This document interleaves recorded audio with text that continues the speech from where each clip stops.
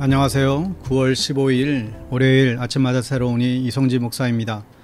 오늘 하루도 기도가 내 삶의 능력임을 경험하는 하루가 되시길 빕니다. 오늘 묵상 본문은 갈라디아서 5장 22절에서 23절, 빌립보서 4장 4절 말씀인데요.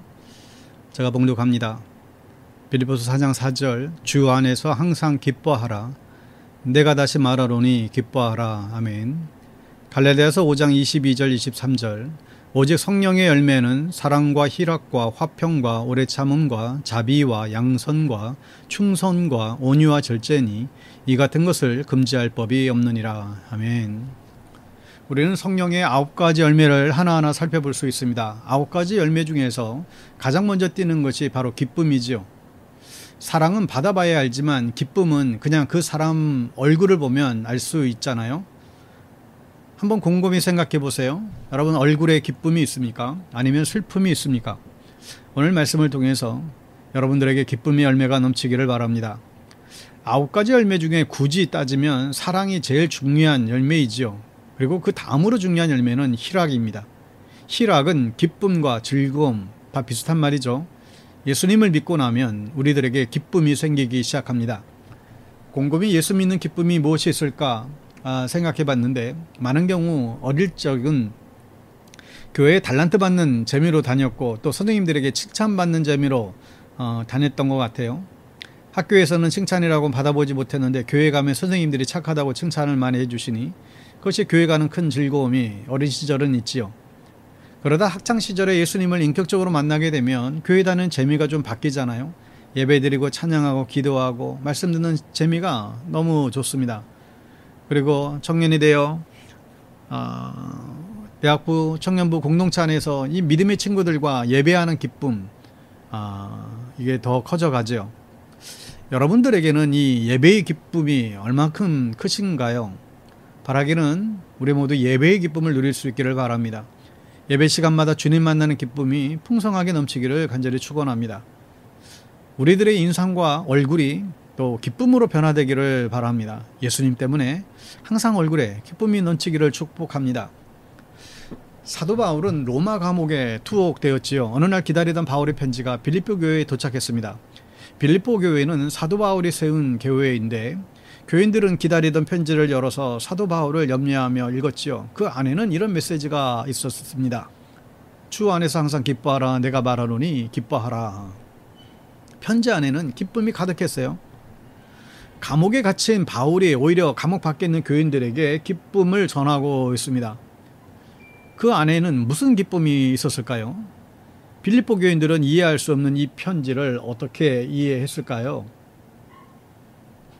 바울이 갇혔던 로마의 감옥은 지하 감옥이었습니다. 습기 차고 춥고 어두운 지하 감옥이었는데 이 감옥에서 바울은 무엇으로 기뻐하고 있었을까요? 혹시나 그냥 기쁜 척 하는 것은 아니었을까요? 오늘 말씀해 보면 주 안에서 항상 기뻐하라. 이 주 안에서 항상, 이게 열쇠였습니다. 바울이 기뻐할 수 있는 이유는 주님께서 바울과 함께 하시기 때문이죠. 다른 것들을 박탈당했지만 주님께서 계시다는 이 사실이 바울을 즐겁게 했어요. 여러분, 그 주님이 우리와 함께 하신 줄로 믿습니다. 여러분들도 그 주님 안에서 여러분 즐거워할 수 있기를 바랍니다. 바울은 2번이나 기뻐하라고 명령하고 있는데 사실 빌립보 교회는 지금 즐겁지 않아요. 빌립보 교회에는 큰 문제가 2가지가 있었는데, 빌립보 교회 안에 원래 여자들을 전도해서 세운 교회였어요. 빌립보 교회는. 교회에는 2명의 여자 지도자들이 있었는데 유오디아와 순두계였습니다. 이 둘의 리더십은 잘 맞지 않았고 이 둘은 교회 일로 서로 갈등하고 있었지요. 교회에서 예배를 드릴 때도 이 둘은 서로 2패로 나뉘어서 싸우고 있었던 것입니다. 또 한 가지 문제는 교회가 불신자들에게 박해를 당하고 있다는 사실이었습니다. 빌립보 교회는 지금 즐겁지가 않습니다. 교회의 2 리더가 싸우고 있으니 교회가 엉망이 된 것이죠. 예배가 기쁠 리가 없죠. 그래서 바울은 빌립보 교회에 기쁨이라는 약을 처방한 것입니다. 기쁜 일도 없고 웃을 일도 없는 교회에게 기뻐하라고 명령하는 것이 이게 적당한가요? 우리는 기쁜 일과 기쁜 조건이 있어야 기뻐한다고 생각하죠. 그러나 우리가 잊고 있는 사실이 있어요. 우리의 영원한 즐거움은 예수 그리스도라는 사실입니다. 그분이 우리와 함께 하시니 항상 기쁠 수밖에 없습니다. 여러분, 이런 말이 있죠. 행복해서 웃는 것이 아니라 웃어서 행복한 것이다. 이 말이 참 맞습니다. 행복하면 웃습니다. 기쁜 일이 생기면 입꼬리가 올라가고 어디서 이 얘기를 자랑하고 싶지요. 그러나 항상 그럴 수는 없습니다. 웃을 일이 있어서 웃는 것이 아니라 항상 웃고 살면 우리의 마음의 행복을 향하여 나아갈 수가 있죠. 여러분, 고통스러운 일을 쉽게 이기는 방법이 있습니다. 고통스러운 일 중에서 숨어있는 작은 즐거움들을 찾는 거예요. 하다 보면 재미가 붙습니다. 재미가 붙으면 즐겁게 할 수가 있죠. 세상에서 제일 힘든 일 중 하나가 자식 키우는 일이 포함되지 않습니까? 돈도 많이 들고 노력도 많이 들어요. 아이가 어릴 때는 잠도 제대로 못 자고 아이를 돌봐야 됩니다. 그럼에도 왜 애를 낳고 키우시죠? 그 어린애가 웃어요.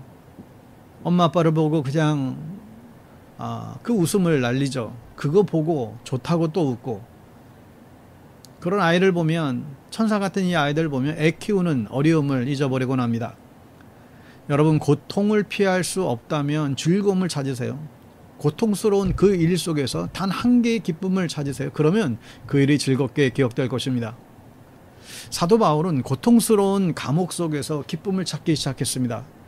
오늘도 주님께서 나와 함께 하시니 감사. 오늘도 살아있게 하시니 감사. 오늘도 밥을 먹게 하시니 감사.